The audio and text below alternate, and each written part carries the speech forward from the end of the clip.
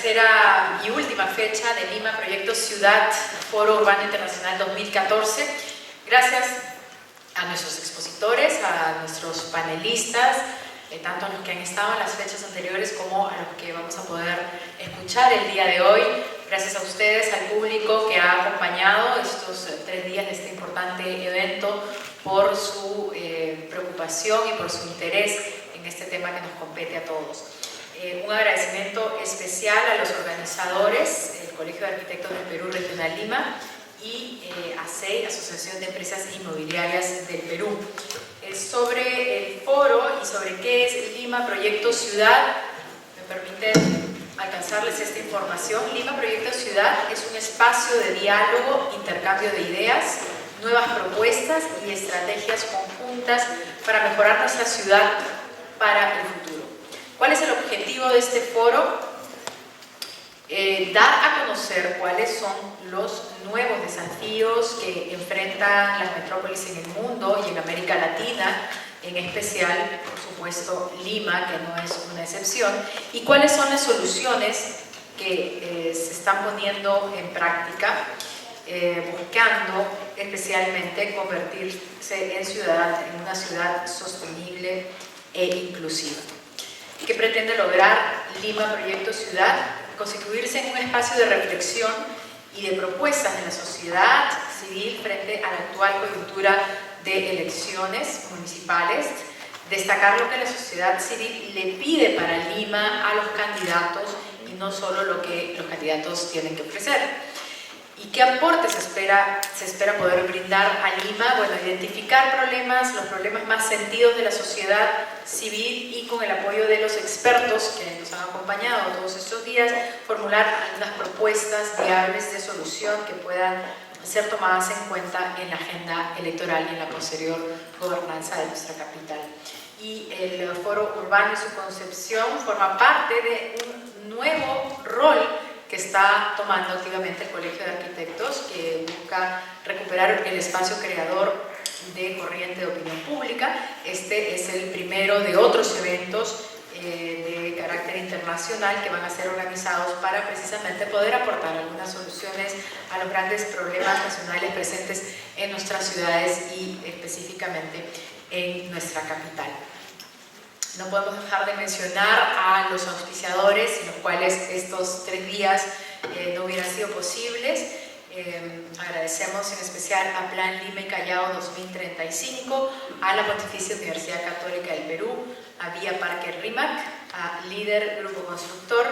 Ojeda y Asociados, Estudio Estrada Abogados, Menorca Inversiones, ESICOS y como colaborador Invermed, Fondo Metropolitano de Inversiones.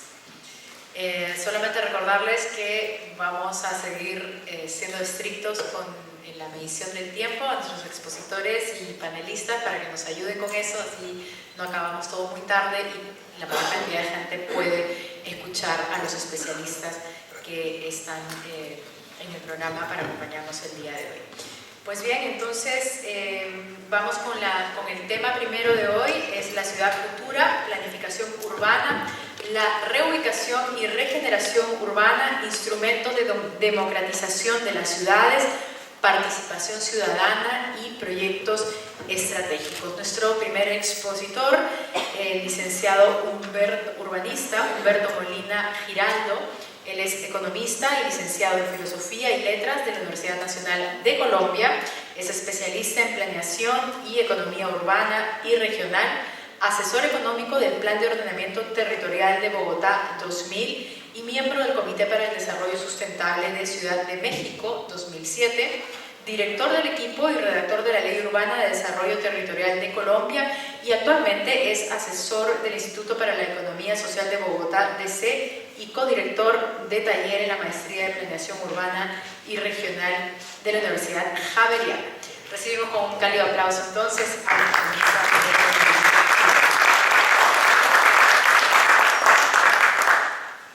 Buenas tardes. Ante todo, quiero agradecer al Colegio de Arquitectos, organizador de este interesante foro, por la oportunidad oportunidad que me han dado de poder compartir con ustedes sus inquietudes y mis inquietudes sobre el desarrollo urbano en estas ciudades latinoamericanas y en estas metrópolis latinoamericanas, en donde necesariamente está nuestro futuro y el futuro de la inmensa mayoría de los hogares de esta parte del mundo. Quiero contextualizar esta reflexión sobre algunos instrumentos que se pueden utilizar para garantizar la sostenibilidad fiscal del desarrollo urbano, situándonos en primer lugar en la fase de desarrollo por lo que están atravesando las metrópolis del mundo y en particular las metrópolis latinoamericanas, a fin de que al examinar los efectos y las manifestaciones de este proceso, poder rellevar cuáles son algunos de los aspectos que, debido justamente a estas nuevas condiciones, requieren una particular atención por parte de las autoridades públicas y de los planificadores. Esta nueva fase del proceso de urbanización, como todos sabemos, a escala mundial, está caracterizada por el proceso de globalización, el surgimiento de las megalópolis financieras que constituyen, de acuerdo con Saskia Sassen hoy, las ciudades globales que constituyen una red de ciudades globales a escala mundial, y la aparición de megaregiones. Pero a escala latinoamericana, este proceso se caracteriza por la terciarización de los centros metropolitanos, lo que es común con lo que está ocurriendo en el resto del mundo. Una nueva forma de inserción en esquemas internacionales de intercambio, que en nuestro caso concreto están precedidos por acuerdos como la Alianza del Pacífico, como el Mercosur y más recientemente la constitución del MILA, el mercado de integración latinoamericana, que ha integrado las bolsas de Ciudad de México, de Bogotá, de Lima y de Santiago. Precisamente esta semana pasada se ultimaron los detalles para que también entrara México en este proceso, que sin duda va a tener como uno de sus efectos precisamente el que los centros metropolitanos de estas ciudades, fundamentalmente, como ya viene ocurriendo, se transformen en centros financieros. Y finalmente, por la redefinición funcional de las regiones metropolitanas, con la aparición no solamente de zonas metropolitanas, sino con el surgimiento de megalópolis como Sao Paulo, como Río, como Ciudad de México, camino al cual van ya muy pronto a acceder también Bogotá y Lima, que están alrededor de los 9-10 millones de habitantes como zonas metropolitanas, que es más o menos el punto en el que comenzamos a hablar ya no solamente de un área metropolitana, sino del surgimiento de una megalópolis. Dentro de este contexto, es importante entender en qué fase de este proceso de desarrollo, que en apenas 50 años nos ha hecho transitar de sociedades eminentemente tradicionales y agrarias hacia sociedades altamente urbanizadas. Y a ese contexto quiero denominarlo el de las metrópolis en consolidación. Y y entendiendo por metrópolis en consideración el proceso por el cual tienden a agotarse o a hacerse muy escasos los suelos disponibles para procesos de urbanización y expansión de la ciudad central. Caso, por ejemplo, de Bogotá, que prácticamente tiene agotados suelos para expansión. Caso también de Ciudad de México, que ha agotado ya prácticamente sus suelos para expansión y que viene ocurriendo también no solamente en algunas de estas grandes ciudades, sino en otras metrópolis de menor tamaño, por ejemplo en el caso colombiano, Medellín, Barranquilla y Bucaramanga, que son las tres ciudades después de Bogotá, que son de carácter metropolitano, han agotado ya totalmente sus suelos para expansión dentro de los límites de la jurisdicción político-administrativa, generando no solamente procesos de conurbación, sino también de suburbanización y también de integración con otros centros de la zona metropolitana. En este momento, por ejemplo, Bogotá es Bogotá que ya integró unos 5 antiguos municipios dentro de su actual jurisdicción político-administrativa y que como zona metropolitana se extiende hasta unos 64 kilómetros del núcleo central de la ciudad e integra dentro de ese área de 64 kilómetros alrededor de la ciudad central unos 23 municipios más. De manera que esto tiene como efecto que el crecimiento en adelante tenga ocurrencia preferentemente a través de la compactación urbana, a través de la densificación general de la ciudad construida, y en el caso de los asentamientos de origen informal, que en ellos comience a presentarse ya no un proceso de ocupación de nuevos suelos, sino que comience a culminar los procesos de desarrollo progresivo en estas zonas que se han desarrollado, no como zonas subnormales, a mí no me gusta denominar las zonas subnormales, sino más exactamente como zonas de origen no planificado. Y fundamentalmente las denominamos como zonas de origen no planificado, pues porque su proceso de urbanización se ha dado no de acuerdo con los procesos planificados, en donde primero viene la fragmentación del territorio, es decir, la parcelación, la subdivisión de los terrenos, después viene el proceso de urbanización y edificación y por último viene el poblamiento, sino que son áreas en donde el poblamiento viene inmediatamente después de la subdivisión de los terrenos y mucho antes que se hayan hecho los procesos de urbanización, pero que ya después de estos 50 años que llevamos de procesos acelerados de desarrollo en todas estas ciudades latinoamericanas, están culminando esos procesos. Y cuando digo lo están culminando es, primero, ya cuentan un gran número de esos asentamientos o en ciertos casos prácticamente la totalidad de los servicios públicos básicos. Ya cuentan también con servicios de transporte, sea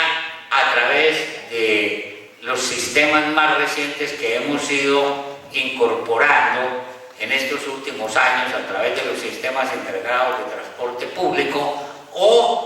y en su inmensa mayoría siguen dependiendo fundamentalmente de un transporte que también ha tenido un desarrollo no planificado, bastante informal, a través de procesos de los cuales ayer aquí se habló suficientemente y que gracias a las características que tienen han logrado tener movilidad y accesibilidad, por lo menos para que la ciudad pueda operar un cierto nivel de eficiencia.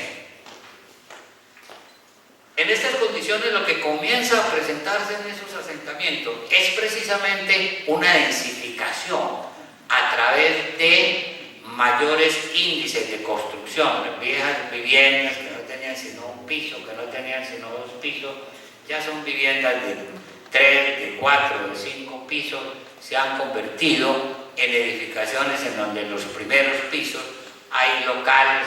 y de ahí en adelante hay 3 o 4 apartamentos, aun cuando todavía no se hayan integrado ciertas formas de la actividad inmobiliaria contemporánea, como por ejemplo convertirlas en propiedad horizontal. Siguen siendo administradas directamente por sus dueños. Pero lo muy importante de esto es que en ciertos casos, por ejemplo en Ciudad de México y en Bogotá, encontramos que las densidades en esos asentamientos han llegado a ser supremamente altas, en términos no solamente del número de habitantes, sino también de la intensidad, en términos de la ocupación y los índices de construcción con que el suelo es ocupado.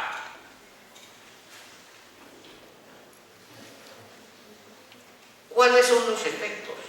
de este crecimiento económico más acelerado a la vez que están experimentando los países latinoamericanos, particularmente este grupo de países de la Alianza del Pacífico y algunos del grupo de Mercosur, particularmente ahí en ese caso nos estamos refiriendo al caso de Brasil? Y cuando estamos hablando de un crecimiento económico más acelerado, sobre todo si lo comparamos con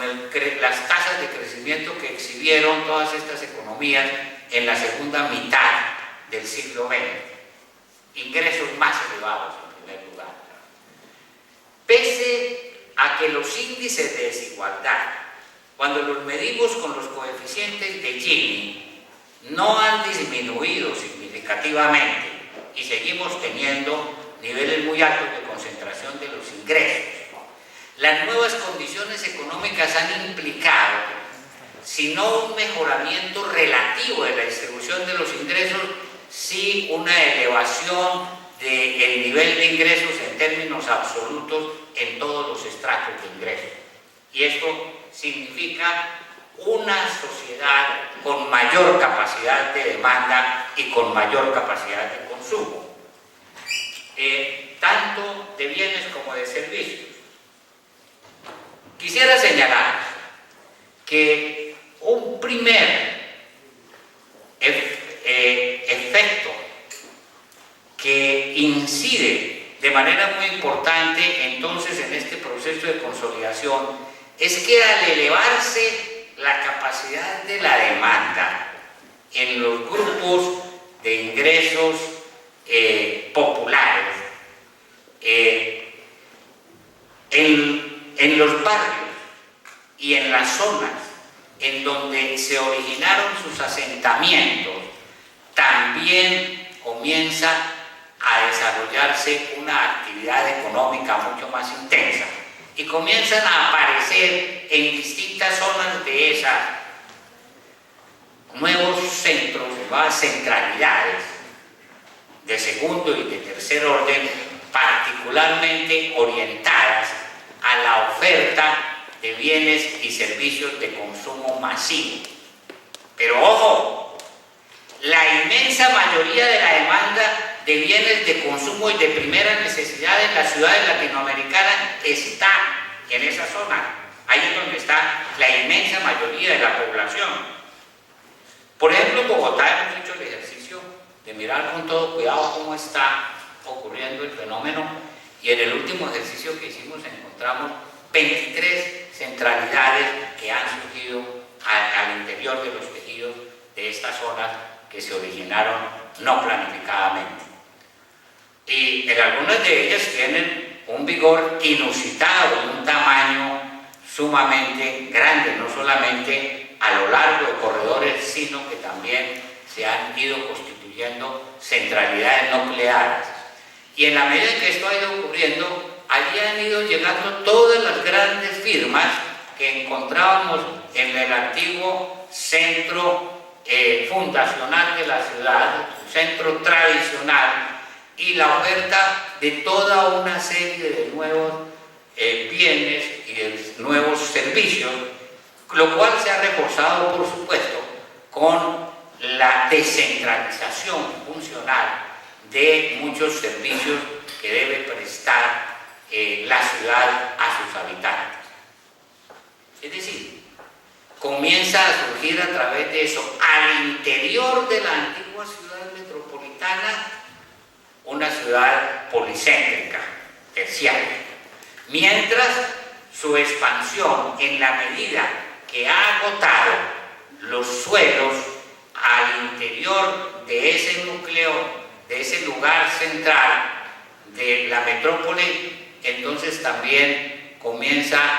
a hacer que antiguos municipios vayan cambiando su carácter funcional, vayan adquiriendo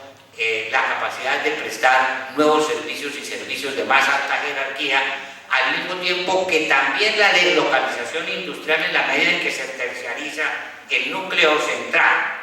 hace que se conviertan en lugares de trabajo muy importantes y por consiguiente esto lo que hace es incrementar enormemente la demanda de infraestructuras y de transporte, que es el otro elemento que quiero relevar, la creciente demanda de infraestructuras y otros bienes públicos, que implica la creación de economías externas positivas, tanto de aglomeración como también de urbanización. Y cuando hablo de aglomeración son aquellas que prohíjan la clusterización de ciertos sectores de la economía, la aparición de nuevas zonas de producción, de parques industriales, de nuevas zonas industriales, de amplias zonas de actividades logísticas, etcétera, dentro del espacio metropolitano.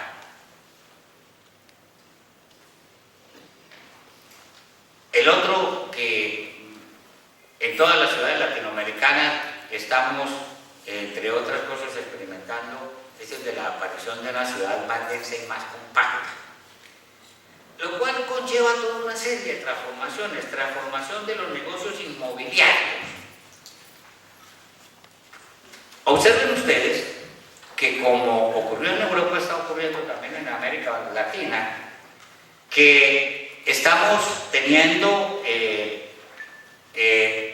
un tipo de inversión en productos inmobiliarios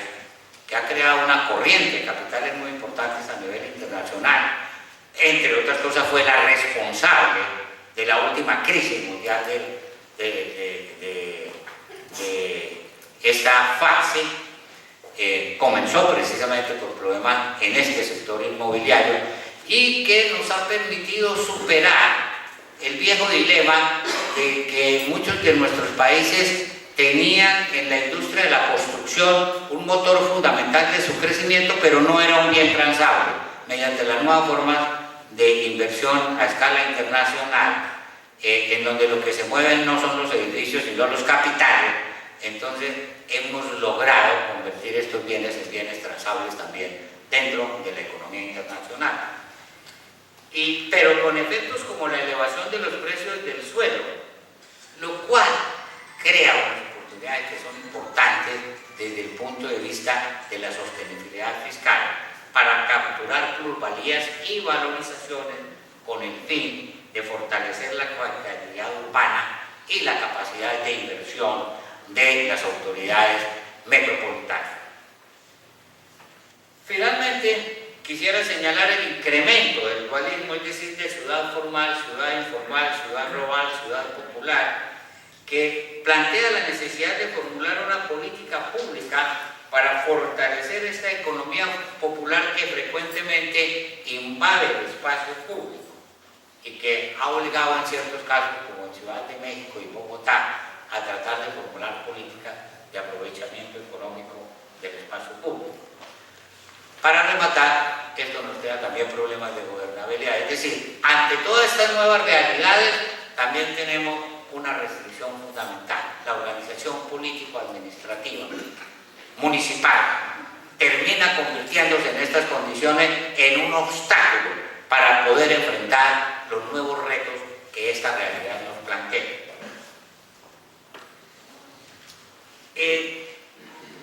Quisiera entonces relevar que este nuevo contexto nos plantea unas exigencias sobre la formulación de nuevas políticas urbanas, entre las cuales quisiera resaltar la renovación urbana y espacio público en una ciudad en proceso de densificación, pero que no puede transformarse, quisiera señalar, es en una alternativa a las demandas de los nuevos grupos que están accediendo a la ciudad, porque la renovación urbana es supremamente lenta. La integración metropolitana es absolutamente indispensable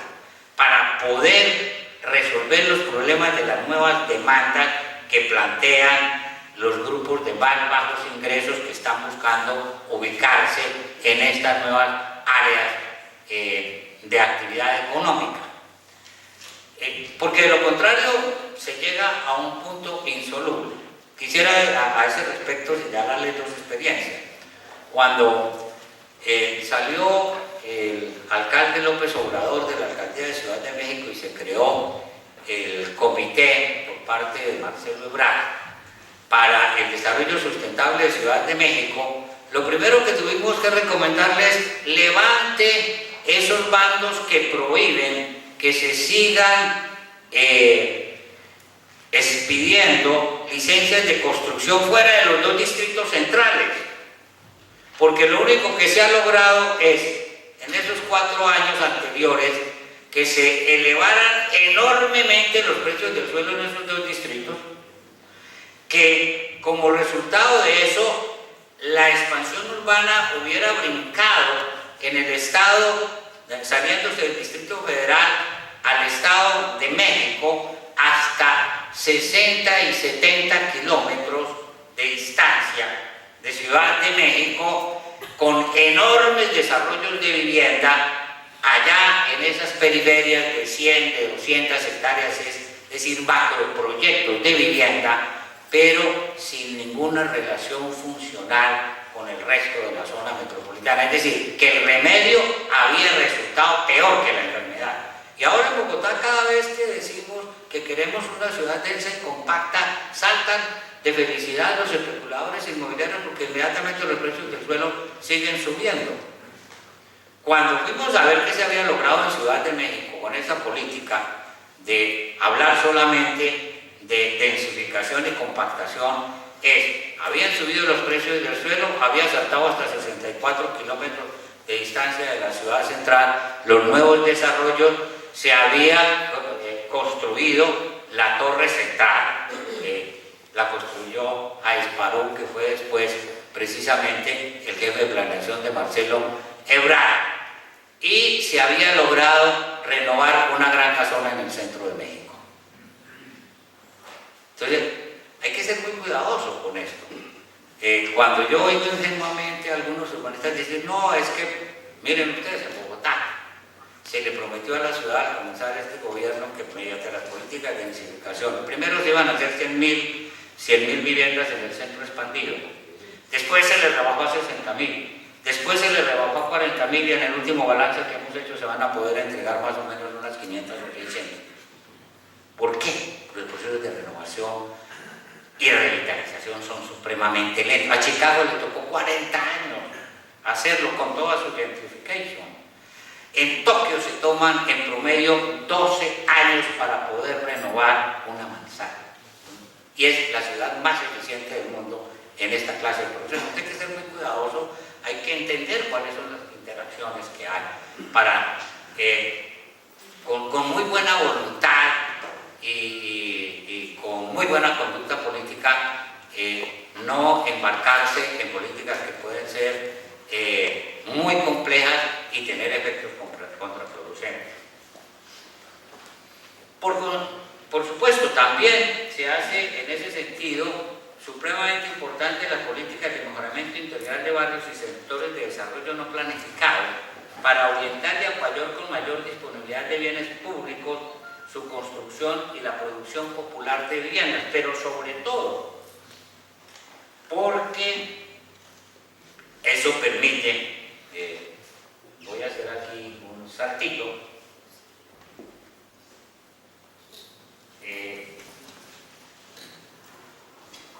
también articular una reestructuración funcional de la ciudad central centralidad, accesibilidad y conectividad, especialmente en las zonas populares de asentamientos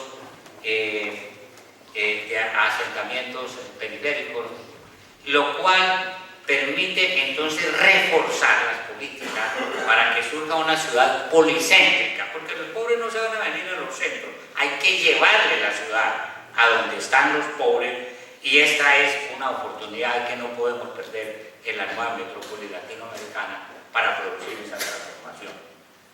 Por supuesto, se requieren políticas de cooperación interadministrativa a escala metropolitana, de lo cual hablamos ayer, y me voy aquí a permitir saltarme estas otras cosas sobre la ciudad dual, que creo que lo que he alcanzado en este momento a subrayar ya nos permite por lo menos detectar algunas de cuál es la naturaleza fundamental de las políticas que se pueden desarrollar ante este nuevo contexto. Para concentrarme finalmente en enseñar algunos de los instrumentos de regulación económica y de gestión del pueblo que poner en prácticas políticas como esta requiere por parte de los planificadores.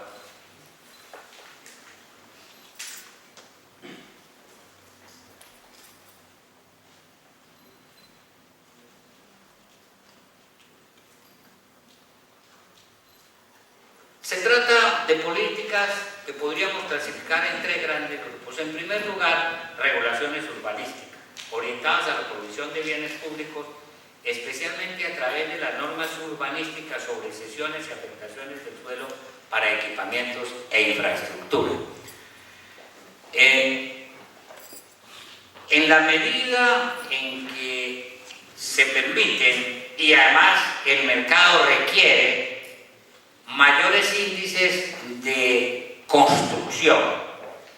y una mayor intensificación del uso del suelo, resulta indispensable que las cesiones obligatorias por parte de los desarrolladores de estos nuevos proyectos permitan justamente una mayor disponibilidad de suelo también conjuntamente para equipamientos e infraestructuras. O de lo contrario, la ciudad termina por volverse insostenible, porque los desarrolladores se apropian de las externalidades positivas que genera la ciudad y ellos le devuelven externalidades negativas a través de congestión. Entonces es absolutamente indispensable allí, como una política de equidad, incrementar las sesiones urbanísticas. Otro tipo de regulaciones, las regulaciones económicas, particularmente el reparto equitativo de cargas y beneficios. Nosotros introdujimos en el caso colombiano esta figura, inspirándonos en la legislación española, pero le dimos una vuelta muy radical, y todavía tengo que estar por muchas partes explicando a muchas personas que piensan que nosotros trasladamos simplemente la idea española exactamente de la misma forma. No lo hicimos así por distintas razones que sería muy largo aquí entrar a discutir, pero en esencia se trata de lo siguiente. En el sistema español se pagan las cargas que los promotores deben pagarle a la ciudad por sus desarrollos, con una parte de lo que se está urbanizando, una parte del suelo urbanizado. Pero eso se transforma en un costo, va directamente a costos en la contabilidad del proyecto, y por consiguiente tiene un cierto efecto perverso, porque eleva los costos de producción y por lo tanto los precios. Y sobre todo si se trata de beneficiar a grupos que son de más bajos ingresos, esto sencillamente pone el producto inmobiliario por fuera de su alcance. Entonces lo que hicimos fue volver a un paradigma clásico. Por un lado, busquemos mayor competitividad. ¿Y en qué consiste mayor competitividad en un mercado? Que los costos sean más o menos semejantes para los distintos desarrolladores, cualesquiera que sea el tipo de producto inmobiliario que vayan a desarrollar, para que igualmente la tasa de beneficio tienda a ser también parecida. De esa manera el mercado se comporta mucho más competitivamente. Y por eso, entonces, por una parte, desarrollamos una serie de instrumentos para que, por ejemplo, la mayor edificabilidad no le toque a unos y a otros les toque quedarse solamente con la preservación de bienes históricos, de patrimonio histórico, o en zonas en donde no pueden construir más. Se crearon los derechos de construcción y desarrollo de tal manera que, aun cuando todavía está en experimentación su aplicación, podamos llegar a tener un sistema en el cual, si yo tengo un mayor índice de construcción que el de la manzana vecina o el del barrio vecino, sin embargo, cuando yo voy a construir, le tengo que comprar derechos de construcción a quienes no se les ha dado una construibilidad semejante, de manera que tiende a equilibrarse el aprovechamiento del suelo en los distintos submercados. Y por otro lado, el mayor valor que adquieren los suelos a través de la mayor edificabilidad, o a través de que se incorporen suelos que eran suburbanos a suelos urbanos,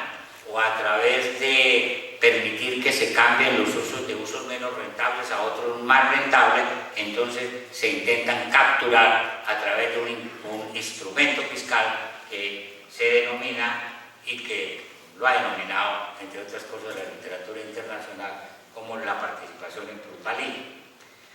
Plusvalía en plusvalía, que se cobra por tres hechos generadores fundamentalmente: incremento del precio del suelo debido a la incorporación de suelos urbanos,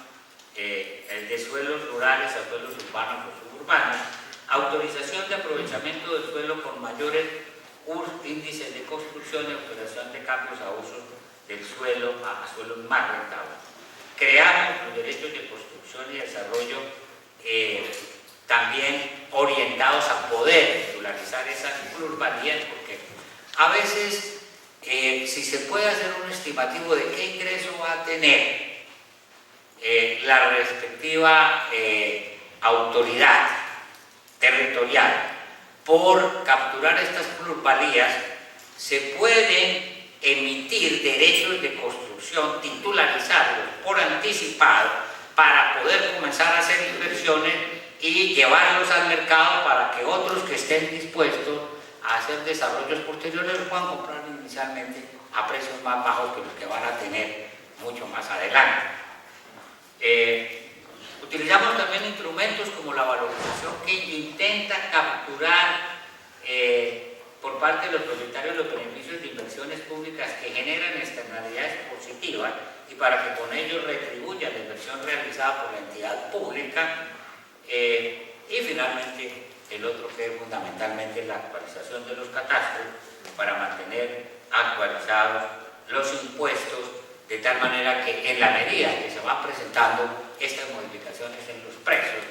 y se va incrementando la demanda de bienes públicos, las municipalidades tengan mayor capacidad de responder por este incremento de la demanda de bienes públicos, de manera que dejemos de jugar a que el Estado y las municipalidades y las entidades territoriales tienen que generar las externalidades positivas y los privados solamente generan las externalidades negativas.